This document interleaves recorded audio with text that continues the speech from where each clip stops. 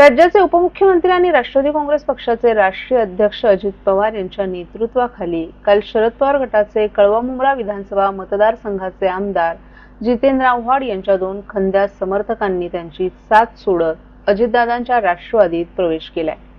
हा आव्हाड यांच्यासाठी मोठा धक्का असल्याचं सांगितलं जात असल्याची चर्चा राजकीय वर्तुळात केली जात आहे। आव्हाड यांचे निकटवर्ती अभिजित पवार आणि हेमंत वाणी हे आता अजितदादांच्या राष्ट्रवादी काँग्रेस पक्षात सामील झाले। ठाणे जिल्ह्यात येणारा कळवा-मुंब्रा हा विधानसभा मतदारसंघ शरद पवार गटाचे आमदार जितेंद्र आव्हाड यांचा बालेकिल्ला मानला जातो। गेल्या अनेक वर्षांपासून ते या मतदारसंघाचं प्रतिनिधित्व करत आले आहेत। आव्हाड यांची साथ सोडणारे अभिजित पवार हे महापालिकेची निवडणूक लढण्याची तयारी करत आहेत। त्यांनी आव्हाड यांचे स्वीय सहाय्यक म्हणूनही काम केले। तर हेमंत वाणी आणि त्यांची पत्नी सीमा वाणी हे महापालिकेची निवडणूक लढवण्याची तयारी करत आहेत। राष्ट्रवादी पक्षात उभी फूट पडल्यानंतर ठाण्यातही राष्ट्रवादीचे 2 गट पडले। शहराध्यक्ष आनंद परांजपे आणि माजी नगरसेवक नजीब मुल्ला यांनी आव्हाड यांची साथ सोडत अजित पवार यांच्या राष्ट्रवादीत प्रवेश केला। मात्र अभिजित पवार आणि हेमंत वाणी यांनी या विधानसभेच्या निवडणुकीतही आव्हाड यांचं काम केलं होतं। या दोन्ही खंद्या समर्थकांनी आव्हाड यांची साथ सोडली असून अजित पवार यांच्या राष्ट्रवादीत काल प्रवेश केलाय। झाले होते मारहाण, पण त्या प्रकरणामध्ये थोडस जी त्यांच्याबरोबर हातमिळवणी झाली त्यात थोडस वेदनादायक होतं।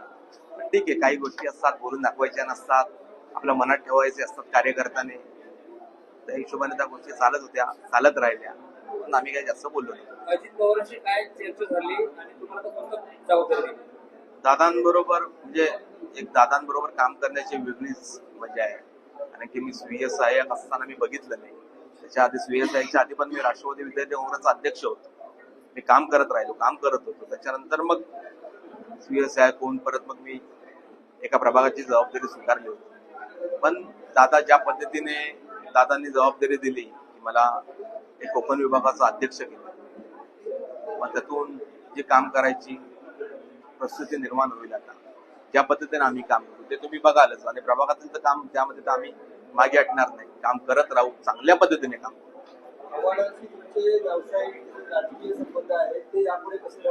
व्यावसायिक असा मी काही एवढा मोठा नाहीये की ते माझ्याबरोबर व्यावसायिक संबंध ठेवतील, पण राजकीय संबंध ठेवायचे की नाही ठेवायचे ते आता साहेबांवरती आहे।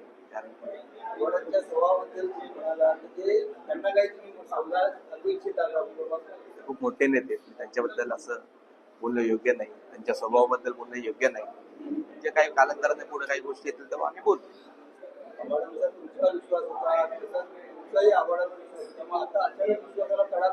काही गोष्टी असतात ज्या बोलून दाखवायच्या नसतात, मी पण बोलून दाखवत नाहीये, कारण की माझी सवय आहे की बाबा मनात ठेवत ठेवत ठेवत मी मन हलकं कधी केलं नाही।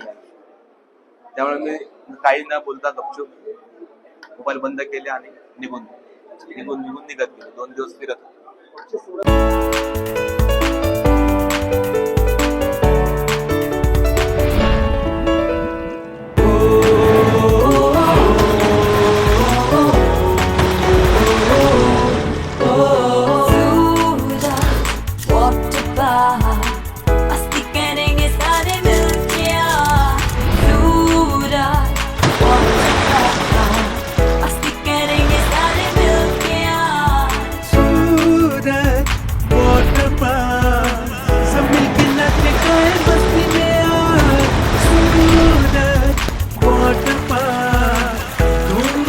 सब मिलके आज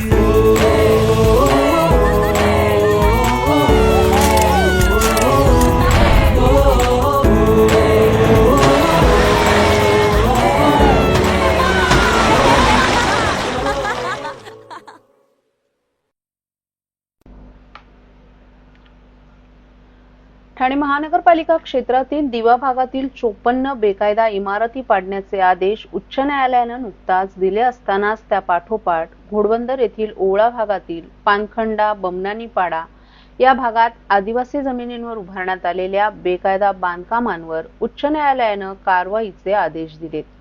या ठिकाणी सुमारे 340 बेकायदा बांधकामे असून त्यात बैठ्या चाळी आणि 25 ते 30 बंगले आहेत। या बांधकामांना पालिकेने नोटिसा बजावून कागदपत्रांची तपासणी सुरू केली आहे। तसंच ही बांधकामं पाडण्यासाठी पालिकेकडून कारवाईचं नियोजन आखलं जात आहे. ठाणे महापालिका क्षेत्रात बेकायदा बांधकाम उभारण्याचे प्रकार गेल्या काही वर्षांपासून वाढीस लागले. 2017 ते 2021 या काळात दिवा परिसरात उभारण्यात आलेल्या 54 बेकायदा इमारती पाडण्याचे आदेश उच्च न्यायालयानं नुकताच दिले आहेत. यातील 2 इमारत धारकांनी कारवाई थांबवण्याचे आदेश न्यायालयाकडून मिळवलेत, तर उर्वरित बांधकाम धारकांना पालिकेनं नोटिसा देऊन त्या इमारती पाडण्याचं नियोजन आखण्यास सुरुवात केली आहे. असं असतानाच घोडबंदर भागातील आदिवासी जमिनींवरील अतिक्रमणांसंदर्भात उच्च न्यायालयात याचिका दाखल झाली होती. त्यावर नुकतीच सुनावणी झाली असून त्यात न्यायालयाने ही बांधकामं पाडण्याचे आदेश दिलेत.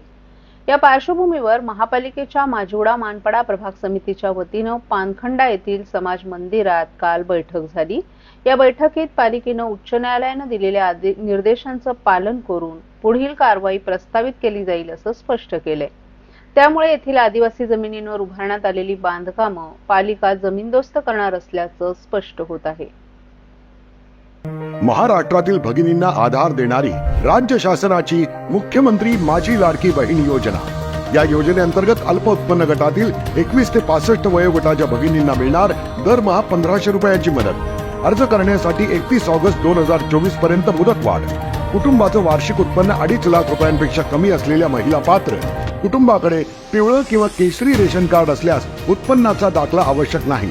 पांढरं रेशन कार्ड असेल किंवा रेशन कार्ड नसेल तर कुटुंबाचं वार्षिक उत्पन्न 2.5 लाखांपेक्षा कमी असल्याचा दाखला आवश्यक. योजनेसाठीचा ऑनलाईन अर्ज नारी शक्ती दूत ऍप वरून किंवा पोर्टलवर भरता येईल. ज्या भगिनींना ऑनलाईन अर्ज भरता येत नसेल त्यांच्यासाठी अंगणवाडी, ग्रामपंचायत, वॉर्ड ऑफिस, सेतू सुविधा केंद्रामध्ये किंवा आशाताई बचत गटाच्या CRP यांची मदत उपलब्ध. आता आपल्याला अभिमानानं म्हणता येईल, सुखी आणि सुरक्षित आहे माझी लाडकी बहीण.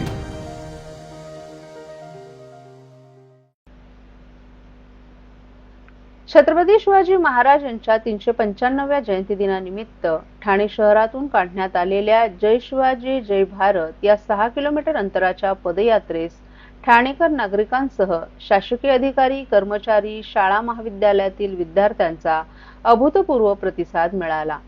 जय शिवाजी जय भारत अशा घोषणा देत संपूर्ण पदयात्रेचा परिसर हा दुमदुमून गेला होता. 4000हून अधिक नागरिक या यात्रेत सहभागी झाले होते. यावेळी जिल्हाधिकारी अशोक शृंगारे, महापालिकेचे आयुक्त सौरभ राव, जिल्हा परिषदेचे मुख्य कार्यकारी अधिकारी रोहन घुगे, निवासी उपजिल्हाधिकारी डॉक्टर संदीप माने, महापालिकेचे अतिरिक्त आयुक्त प्रशांत रोडे यांच्यासह सर्व सहाय्यक आयुक्तही उपस्थित होते. भारत सरकार युवक कार्यक्रम आणि क्रीडा मंत्रालय यांच्या सूचनेनुसार जिल्हाधिकारी कार्यालय ठाणे आणि ठाणे महानगरपालिकेच्या माध्यमातून या पदयात्रेचं आयोजन करण्यात आलं होतं. ठाणे शहरातून सकाळी 7:30 वाजता शिवसमर्थ शाळेच्या पटांगणावर या यात्रेची सुरुवात झाली. ही यात्रा तेथून मारुतराव शिंदे तरण तलाव, प्रभात सिनेमा सिग्नल, रंगो बापूजी गुप्ते चौक, सेंट्रल मैदान, डॉक्टर बाबासाहेब आंबेडकर रोड, खोपट सिग्नल, महापालिका मुख्यालय, पाचपाकाडी प्रशांत कॉर्नर, तलावपाडी येथून पुन्हा शिवसमर्थ शाळा पटांगण येथे ही पदयात्रा विसर्जित करण्यात आली. या पदयात्रेत सर्व शासकीय आस्थापनांचे अधिकारी, कर्मचारी, शैक्षणिक संस्थांमधील विद्यार्थी, NSS मधील सामाजिक संघटना, ट्रस्टमधील सर्व व्यक्ती मोठ्या संख्येनं सहभागी झाले होते. यावेळी पटांगणांवर शालेय विद्यार्थ्यांनी मैदानी खेळाची प्रात्यक्षिकं सादर केली. त्यानंतर विविध क्रीडा प्रकारात वैविध्यपूर्ण कामगिरी करणाऱ्या खेळाडूंचा सन्मान ठाणे जिल्हाधिकारी अशोक शृंगारे, महापालिका आयुक्त सौरभ राव, जिल्हा परिषदेचे मुख्य कार्यकारी अधिकारी रोहन घुगे आदी मान्यवरांच्या उपस्थितीत करण्यात आला. बॅडमिंटनपटू आणि द्रोणाचार्य पुरस्कार प्राप्त श्रीकांत वाड, कबड्डी या क्रीडा प्रकारात अर्जुन पुरस्कार प्राप्त करणारे वाहतूक पोलीस उपायुक्त पंकज शिरसाट, कबड्डीमध्ये शिवछत्रपती पुरस्कार प्राप्त करणाऱ्या महापालिकेच्या उपायुक्त मीनल पालांडे, अद्वैता मांगले आदींचाही यावेळी सन्मान करण्यात आला.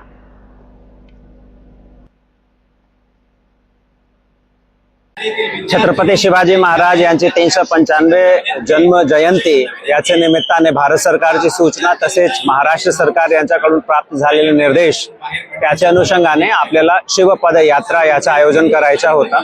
त्याचा हेतू आपले जे युवक आहेत, युवती आहेत, त्यांच्यामध्ये शिवाजी महाराज यांचे संस्कार आरोपित करणे, त्या अधिरोपित करणे हा होता.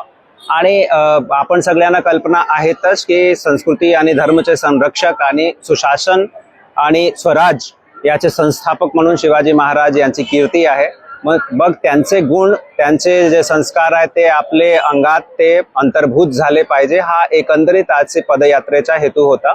यामध्ये जिल्हाधिकारी कार्यालयाची पूर्ण टीम, ठाणे महानगरपालिका, जिल्हा परिषदची पूर्ण टीम आणि विविध शासकीय कार्यालय, पोलीस डिपार्टमेंट, फायर डिपार्टमेंट हे सगळेच लोक सहभागी होते. साधारणतः 5000 पेक्षा जास्त नागरिकांनी या पदयात्रेमध्ये सहभाग दर्शवला आणि एकंदरीत खूप सुंदर, खूप ऊर्जावान एक वातावरण निर्मित झालेलं आहे.